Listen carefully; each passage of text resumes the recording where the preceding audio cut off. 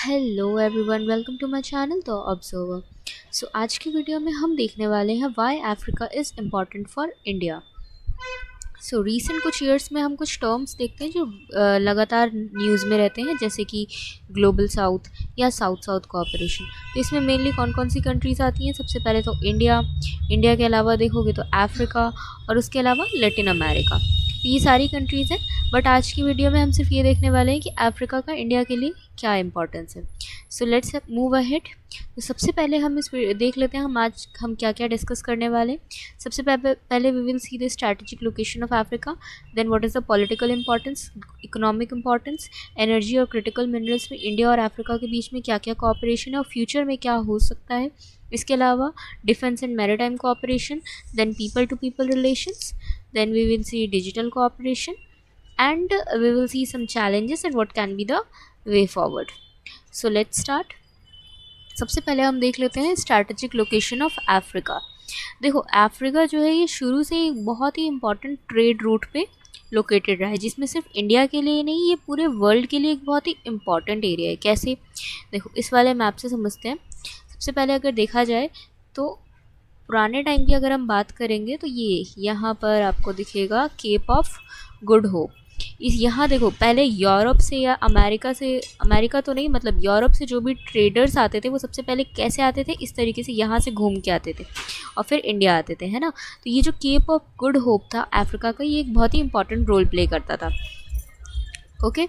इसके अलावा अब प्रेजेंट टाइम में सिचुएशन देखोगे तो यहाँ पर देखोगे तो आपको नज़र आएगा बाबल मंडी स्ट्रेट। इसके ऊपर मैंने पहले भी वीडियो बना रखी है। If you want you can go to my channel and see that video. इसके अलावा यहाँ पर आपको दिखेगा स्वेज कैनाल, ठीक।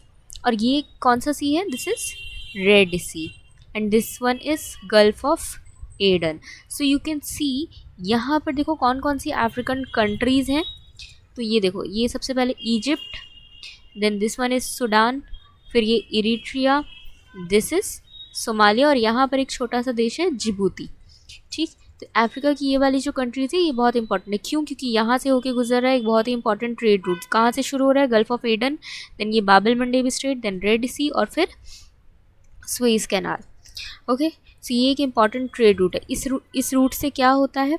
इस रूट से इंडिया एक बहुत ही शॉर्ट वे से यूरोप से and then America, North America और लैटिन अमेरिका से जुड़ सकता है। So this is a very important trade route. इसके अलावा अफ्रीका की लोकेशन को ध्यान से देखोगे तो यहाँ पर आपको नज़र आएगा अटलांटिक ओशन और यहाँ पर दिखेगा अरेबियन ओशन, जो कि इंडियन ओशन का पार्ट है। तो अफ्रीका की लोकेशन इसलिए भी इंपॉर्टेंट है क्योंकि ये दो बड़े बड़े ओशंस के बीच में है। Okay, let's move ahead to our next point.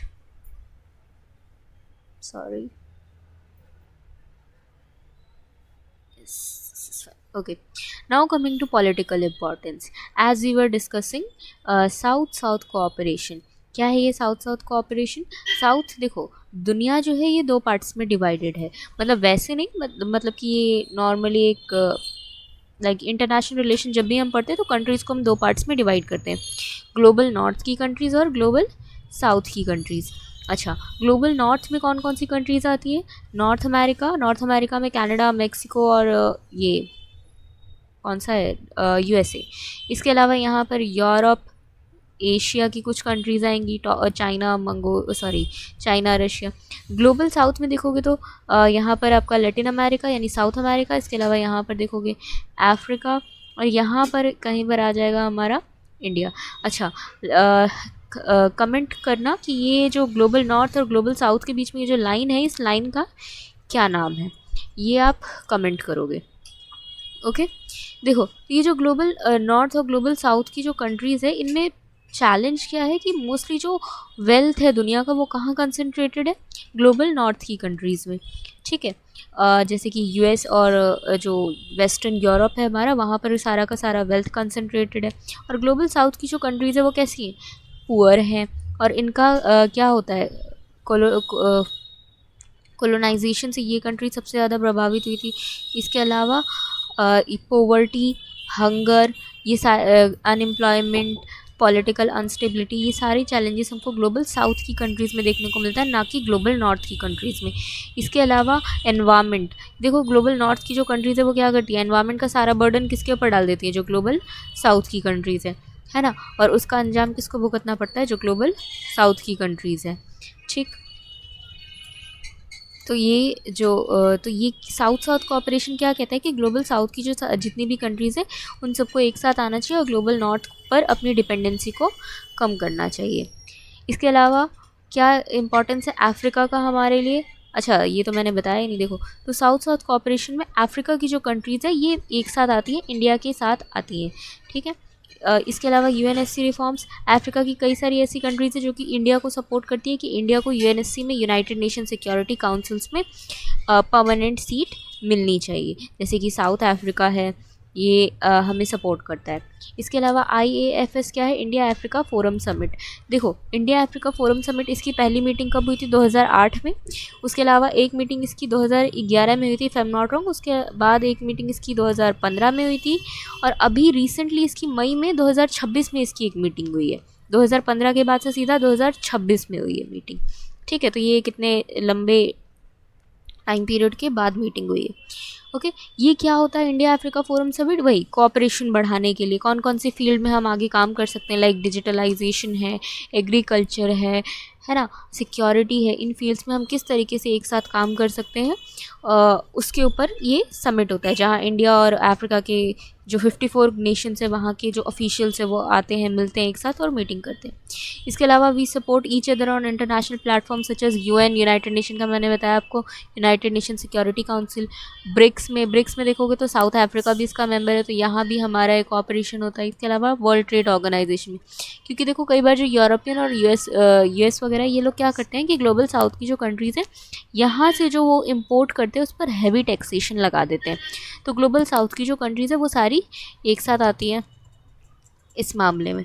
Okay, चलो, आई होप ये क्लियर होगा यहाँ तक। Next, coming to economic importance. देखो, ये जो डेटा लिया गया है यहाँ पर आपको जो भी नंबर्स दिख रहे हैं ये सारे कहाँ से लिए गए हैं, मिनिस्ट्री ऑफ एक्सटर्नल अफेयर्स की वेबसाइट है, लास्ट में मैंने रेफरेंस में लिंक भी दिया हुआ है, आप चाहे तो वहाँ से देख सकते हैं। तो इकोनॉमिक इम्पॉर्टेंस क्या है अफ्रीका का इंडिया के लिए, तो इंडिया जो है अफ्रीका में 4th लार्जेस्ट ट्रेडिंग पार्टनर है। ठीक, और भी पार्टनर्स है अफ्रीका के जैसे यूरोप, चाइना वगैरह है, बट इंडिया कहाँ आता है, इंडिया 4th नंबर पे आता है, 4th largest trading partner. So obviously this is a big number. इसके अलावा इंडिया अफ्रीका में जितने भी टॉप इन्वेस्टर्स हैं उसमें इंडिया 5th नंबर पर आता है, India is the 5th largest investor. उसके बाद अगर आप फाइनेंशियल ईयर 2024 और 2025 को देखोगे तो अफ्रीका और इंडिया का ट्रेड कितना हो गया, लगभग 82 बिलियन का ट्रेड हुआ है इस एक साल में। इसके अलावा इंडिया अफ्रीका को क्या क्या एक्सपोर्ट करता है, तो जैसे पेट्रोलियम प्रोडक्ट, ध्यान रखना पेट्रोलियम नहीं है, पेट्रोलियम प्रोडक्ट्स है। ओके, इसके अलावा फार्मास्यूटिकल्स, एज देखो इसके ऊपर भी मैंने पहले वीडियो बना रखी है, इंडिया का क्या रोल है अफ्रीका के हेल्थ सेक्टर में, तो वहाँ पर ये फार्मास्यूटिकल्स वाला पॉइंट आप देख सकते हो। क्या है ये फार्मास्यूटिकल, इंडिया क्या करता है, बहुत सारी जो महंगी दवाइयाँ होती हैं हम क्या करते हैं उसको सस्ते में ही मैन्युफैक्चर कर लेते हैं, as India is known as the pharmacy of the world, तो हम उसको सस्ते में मैन्युफैक्चर कर लेते हैं और अफ्रीका की जो कंट्रीज़ है जो कि मोस्टली पुअरर कंट्रीज़ है उनको हम एक्सपोर्ट करते हैं और एक बहुत ही रीज़नेबल अमाउंट में हम वहाँ पर इसको सप्लाई करते हैं। इसके अलावा automobiles, engineering goods, food grains का एग्जांपल आप देख सकते हो। फूड ग्रेन्स में क्या होता है, देखो ज़रूरी नहीं है बेचना ही ज़रूरी है, अगर आप न्यूज़पेपर पढ़ते हो तो आपको शायद पता होगा कि मालावी में अभी एक फमाइन आ गया था, है ना, अकाल पड़ गया था मालावी में, तो इंडिया ने वहाँ पर एक ऑपरेशन चलाया था और सॉरी और वहाँ पर फूड सप्लाई किया था। ओके, इसके अलावा केमिकल्स एंड टेक्सटाइल्स, है ना, बट देखो इंडिया सिर्फ एक्सपोर्ट नहीं करता है अफ्रीका से, अफ्रीका को इंपोर्ट भी करता है। क्या क्या इंपोर्ट करते हैं हम अफ्रीका से, सबसे पहले क्रूड ऑयल। देखो नॉर्थ अफ्रीका की जो कंट्रीज़ है, let me show you this map. देखो नॉर्थ अफ्रीका की जो कंट्रीज जैसे अल्जीरिया, लीबिया, इजिप्ट, ये कंट्रीज जो है ये ऑयल रिच कंट्रीज़ है, तो यहाँ से हम क्या करते हैं इसी रूट के थ्रू ऑयल इंपोर्ट करते हैं। ओके, यस, तो हम क्या इंपोर्ट करते हैं अफ्रीका से, crude oil, natural gas, fertiliser coal fertiliser, pulses and precious stones, ये सब हम अफ्रीका से इंपोर्ट करते हैं। प्रेशियस स्टोन्स इसको मैं अभी आगे एक्सप्लेन कर दूंगी, लाइक चलो यही बताती हूँ। डायमंड का तो शायद पता होगा आपको, अफ्रीका में सबसे बड़ी बड़ी डायमंड माइंस है बोट्सवाना वगैरह में। तो प्रेशियस स्टोन्स भी हम अफ्रीका से इंपोर्ट करते हैं। अफ्रीका में तो 54 कंट्रीज़ है। मेजर ट्रेडिंग पार्टनर्स कौन कौन से हैं इंडिया के साथ? तो Nigeria, South Africa, Angola, Egypt, Algeria, Kenya, Morocco और मोजाम्बिक, ये हमारे मेजर ट्रेडिंग पार्टनर्स हैं अफ्रीका में। इसके अलावा इंडिया ने कितना इन्वेस्टमेंट किया अफ्रीका में? तो ऑलमोस्ट $80 बिलियन का। कब से कब तक? 1996 से 2025 तक अगर देखा जाए। इंडियन कंपनीज अफ्रीका में बहुत सारे फील्ड्स में काम करती है। कौन कौन सी फील्ड्स में? जैसे energy, mining, telecommunication, manufacturing, agriculture and services. इन फील्ड्स में इंडियन कंपनीज वहाँ पर काम करती है। ओके, देखो data you can trust it, official government website से लिया गया है।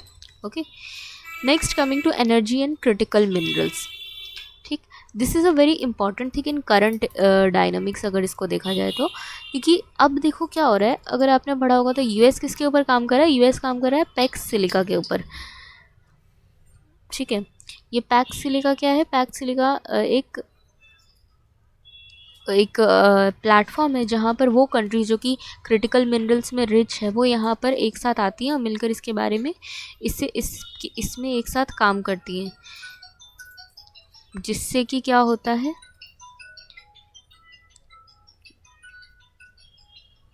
इस प्लेटफॉर्म पर एक साथ आती हैं और मिलकर काम करती हैं ताकि हम चाइना पर डिपेंडेंट कम हो सके। देखो इंडिया भी चाइना पर क्रिटिकल मिनरल्स के लिए बहुत ज़्यादा डिपेंडेंट है। तो इसका क्या सोल्यूशन है कि देखो अफ्रीका की जो कंट्रीज़ है ये क्रिटिकल मिनरल्स के मामले में बहुत रिच हैं। जैसे कि यहाँ देखो कॉपर, कोबाल्ट। ठीक है, कौन सी कंट्री है ये? आई थिंक नाइजीरिया है। नाइजीरिया है या नाइजर है? Let me check, we can see. रुको, ये वाला मैप देखो। यस, ये रहा, दिस कंट्री इज़ नाइजीरिया। ठीक है, तो नाइजीरिया इसमें एक रिच कंट्री है, किसमें? क्रिटिकल मिनरल्स में।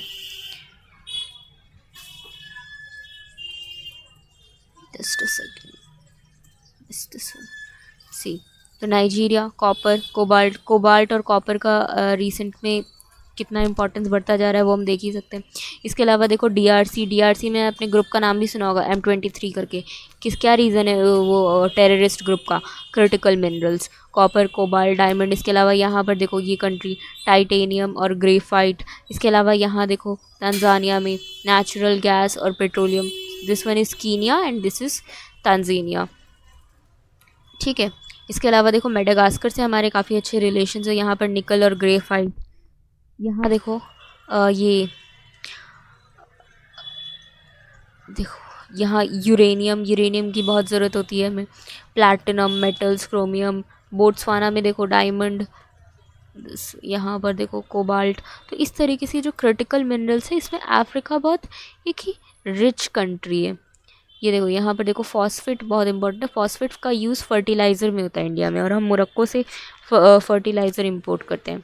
ठीक है, तो ये एक आप इस मैप से समझ सकते हो। ओके, तो हाँ, तो अफ्रीका क्या करता है, वर्ल्ड में जितना भी क्रिटिकल मिनरल है उसका 30% होल्ड करता है अफ्रीका।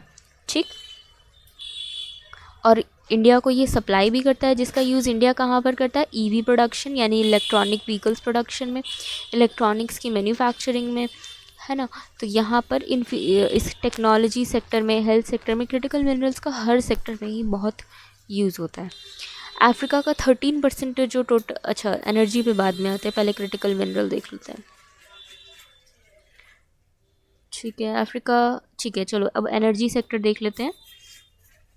एनर्जी सेक्टर में देखोगे तो अफ्रीका, देखो ministry of international solar alliance की अगर आप रिपोर्ट देखोगे तो उसमें बताया गया कि अगर अफ्रीका सिर्फ अपने 1% लैंड का भी यूज़ कर लेना तो अफ्रीका कितना सोलर एनर्जी प्रोड्यूस कर सकता है? ऑलमोस्ट 7,900 गीगावाट्स तक। ठीक है, ओनली 1% अगर एनर्जी 1% अपना लैंड यूज़ कर ले अफ्रीका अगर, तो ठीक। तो आप देख सकते हैं अफ्रीका में कितना ह्यूज पावर है। देखो अफ्रीका जो है अफ्रीका को अगर देखोगे तो ये, रुको एक सेकंड, अफ्रीका को अगर देखोगे तो ये tropic of Capricorn, equator, sorry this is tropic of Cancer, this one is equator and this is tropic of Capricorn, इन तीनों के बीच में आता है। और अगर आपने थोड़ी ज्योग्राफी पढ़ी होगी तो आपको पता होगा सन मोस्ट ऑफ द टाइम, साल के मोस्ट ऑफ द टाइम इन्हीं तीन रेखाओं के बीच में रहता है। तो इसलिए अफ्रीका को सबसे ज़्यादा एनर्जी मिलती है, सनलाइट मिलती है। तो इसलिए अफ्रीका में सोलर एनर्जी के लिए बहुत बड़ी अपॉर्चुनिटीज़ है। ठीक है, तो 13% ऑफ ग्लोबल इंडिया का टोटल एनर्जी जो है वो अफ्रीका से आता है। जैसे कि भी बताया मैंने, नेचुरल गैस वगैरह हम अफ्रीका से इंपोर्ट करते हैं। 39 अफ्रीकन कंट्रीज़ जो है उन्होंने क्या ज्वाइन किया, इंटरनेशनल सोलर लाइंस। कब शुरू किया गया था इंटरनेशनल सोलर लाइन? 2015 में, इंडिया और फ्रांस के थ्रू। ठीक, okay, so this is energy and critical minerals important. Next we can see defence and maritime cooperation. देखो, इंडिया का अगर आपको टारगेट पता हो तो हमारा क्या टारगेट है कि हम 50 मिलियन या समथिंग कुछ था, 50 लाख करोड़ तक का हम एक्सपोर्ट करने वाले हैं डिफेंस में। मिनिस्ट्री ऑफ एक्सटर्नल अफेयर्स का ये टारगेट था कि हम 50 करोड़ या समथिंग कुछ था, I can not recall the exact data. हमें इसे बढ़ाना है, अभी लगभग 20 लाख करोड़ के आसपास है, हमें इसे बढ़ा के 50 लाख करोड़ करना है 2030 या 35 तक। ये मिनिस्ट्री ऑफ एक्सटर्नल अफेयर्स का टारगेट है। तो यहाँ पर देखो हम क्या कर सकते हैं, अफ्रीका की जो कंट्रीज़ है वहाँ पर हम डिफेंस इक्विपमेंट्स को एक्सपोर्ट कर सकते हैं। तो ये इंडिया के लिए एक बड़ी अपॉर्चुनिटी है, इंडिया करंटली कर भी रहा है। कैसे, देखो 5000 पीस, सॉरी ये तो वो हो गए। देखो हम क्या करते हैं, अफ्रीका की जो मिलिट्री है वहाँ पर क्या प्रोवाइड करवाते हैं उनको, ट्रेनिंग, उनको हम कैपेसिटी बिल्डिंग प्रोग्राम से जोड़ते हैं। डिफेंस एक्सपोर्ट, जैसे कि क्या क्या एक्सपोर्ट करते हैं हम उनको, patrol vessels, fast interceptor boats, water jet, fast patrol vessels. कौन कौन सी कंट्रीज़ को हमने एक्सपोर्ट किया है अभी तक, तो मॉरिशियस, सेशल्स और मोज़ाम्बिक को। ठीक, क्या क्या प्रोवाइड किया, इसके अलावा हमने उनको aircraft, surveillance system, small arms to African nations, ये सारी चीज़ें हमने उनको प्रोवाइड करवाई है। ठीक, देखो इसके अलावा इंडिया और अफ्रीका के बीच में कुछ एक्सरसाइज भी होती हैं, जैसे कि कौन सी एक्सरसाइज, एफेंडेक्स, क्या फुल फॉर्म है इसका, India Africa India field training exercise. कुछ कंट्रीज़ के बीच में अगर एक्सरसाइज देखोगे तो इंडिया और सीशेल्स के बीच में कौन सी एक्सरसाइज होती है, लेमित्य एक्सरसाइज होती है। लेमित्य, what does this term mean, it means friendship. लेमित्य का मतलब क्या है, फ्रेंडशिप। ठीक, इसके अलावा देखो अफ्रीका का रीजन अगर देखा जाए तो मोस्ट ऑफ द कंट्रीज़ में पॉलिटिकल इंस्टेबिलिटी रहती है। तो उसके लिए इंडिया क्या करता है, वहाँ पर हम पीस कीपर, यूनाइटेड नेशन का जो इंटरपोल है, sorry not Interpol, United Nation की जो पीस कीपिंग फोर्स है उसमें इंडिया के भी काफ़ी सारे जो सोल्जर्स है वो सर्व करते हैं। तो इंडिया के लगभग 5000 पीस कीपर जो है यूनाइटेड नेशन मिशंस के थ्रू अफ्रीका में पोस्टेड है for piece and stability. Okay, I hope this point is clear now. Now moving forward to the next point. अच्छा, डिफेंस एंड मैरीटाइम में कुछ और पॉइंट्स भी हैं, जैसे कि देखो इंडिया अफ्रीका मैरीटाइम एंगेजमेंट 2025 में हुआ था। ये क्या है, AIKEME, क्या है ये, फुल फॉर्म है इसकी, इंडिया अफ्रीका की मैरीटाइम एंगेजमेंट। ये क्या है, एक 6 day multilateral naval exercise between Indian navy and 10 African Nations के बीच होती है ये। ओके, इसके अलावा इंडिया का सागर विजन क्या है, SAGAR, security and growth for all in the region. Which region, Indian Ocean region. Africa का एक बहुत बड़ी बाउंड्री इंडियन ओशन से लगती है। तो इस रीजन में पीस मेंटेन करने के लिए इंडिया ने क्या चलाया है, सागर इनिशिएटिव। इसके अलावा ये जो सागर इनिशिएटिव है इसका अपडेटेड वर्जन, सॉरी ये इवॉल्व किस में हो गया, विजन महासागर विजन में।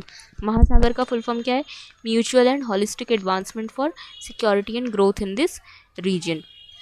इसके अलावा देखो इस इंडियन ओशन में एंटी पायरेसी ऑपरेशन और भी पीस सिक्योरिटी के लिए हमारा क्या है, ऑपरेशन संकल्प 2019 में चलाया गया था। सोमाली पायरेट्स के बारे में अगर आपने पढ़ा हो तो रुको मैं मैप में दिखाती हूँ। इसमें देखो ये जो बाबल मंडेब स्टेट है ना, यहाँ पर देखो, यहाँ पर है सोमालिया में देखो पॉलिटिकल इंस्टेबिलिटी की वजह से वहाँ के लोग जो है वो धीरे धीरे मतलब यही पॉलिटिकल इंस्टेबिलिटी, हंगर, इसकी वजह से लोग क्राइम के रास्ते पे जा रहे हैं, वो किस रास्ते पे गए, पायरेसी। यहाँ से जो भी, यहाँ से वर्ल्ड का एक लार्ज ट्रैफिक पास होता है, तो तो यहाँ से जाने वाले जो जहाज़ पास होते हैं उस पर कई बार ये अटैक कर देते हैं।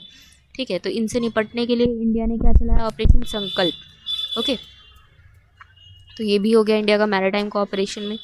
ठीक, okay, yes, I explain all the points now coming to people relations.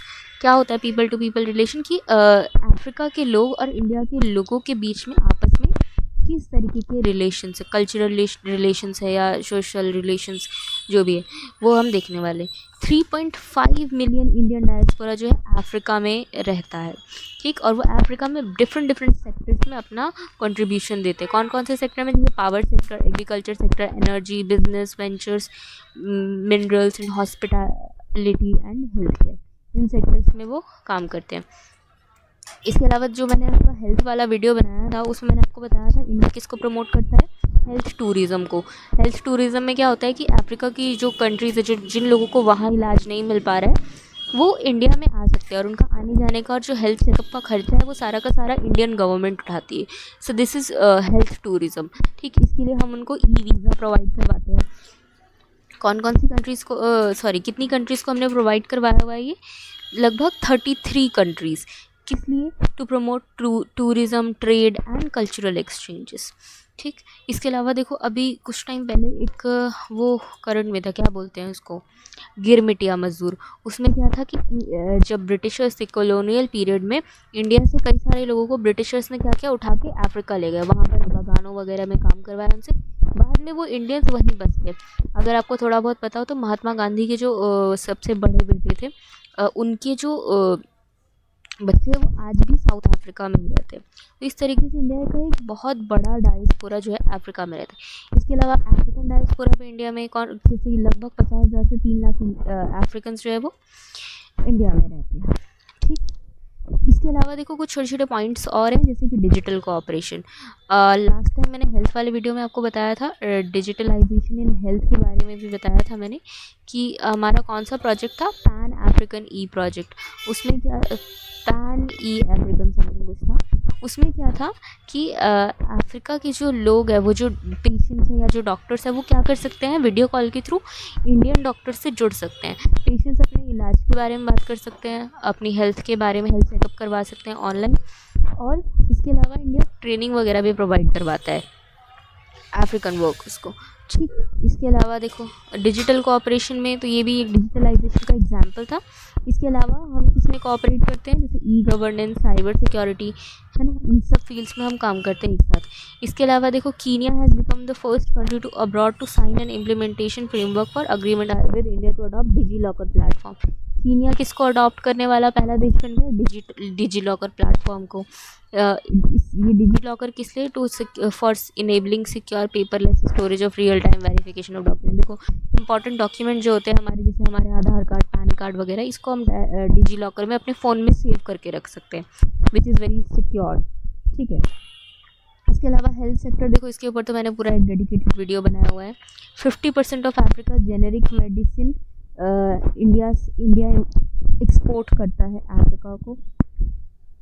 India का पहला ओवरसीज जन औषधि केंद्र ये भी अफ्रीका पर, इंडिया मॉरिशस में। ठीक, okay, next point is agriculture. देखो अफ्रीका और इंडिया क्लाइमेट चेंज को फेस करे, जिसकी वजह से एग्रीकल्चर सबसे ज़्यादा इफेक्ट होता है। और अफ्रीका में फूड सिक्योरिटी का इशू है, हंगर का इशू है। हंगर इंडेक्स में हमेशा अफ्रीकन कंट्री सबसे नीचे होती है, वहाँ भूख से ही कई लोगों की मौतें हो जाती है। इसके अलावा फमाइन वगैरह के केसेस भी देखने को मिलेंगे अफ्रीका में। तो यहाँ पर इंडिया क्या करता है, उनको फाइनेंशियल सपोर्ट प्रोवाइड करवाता है, इंफ्रास्ट्रक्चर डेवलपमेंट, टेक्निकल एक्सचेंज, इन सब में हम एक साथ काम करते हैं। हम किस पे फोकस करते हैं, क्लाइमेट रेजिलिएंट फार्मिंग प्रैक्टिसेस। ठीक, मतलब कि ऐसी फार्मिंग प्रैक्टिस जो कि क्लाइमेट चेंज से ज़्यादा इफेक्ट ना हो। इसके अलावा हम किस पे फोकस करते हैं, sustainable research and development and modern mechanisation. ठीक, रिसर्च एंड डेवलपमेंट पे फोकस करते हैं। और देखो इंडिया किस पे फोकस करता है, लॉन्ग टर्म सस्टेनेबल डेवलपमेंट में। कि ऐसा ना। और देखो चाइना क्या करता है, चाइना या अदर कंट्रीज का भी अफ्रीका में बहुत बड़ा रोल है। जैसा कि हमने देखा कि इंडिया तो 4th लार्जेस्ट ट्रेडिंग पार्टनर है, बट उससे पहले भी तो कुछ कंट्रीज है, बट वो क्या करती हैं, वो प्रॉफिट के लिए ही काम करती हैं। जैसे वो अफ्रीका में सपोर्ट तो प्रोवाइड करती है, but then high on a high interest rate. Okay, but India किस पे फोकस करता है, sustainable and sustainable long term goal है हमारा, ठीक। इसके अलावा we focus on self reliance and technological advancement sector. Next point is capacity building and human resource. देखो 2015 से लेके अभी तक अगर देखा जाए तो हमने अफ्रीकन्स को कितनी स्कॉलरशिप प्रोवाइड करवाई है, ऑलमोस्ट 70,000 स्कॉलरशिप, ठीक।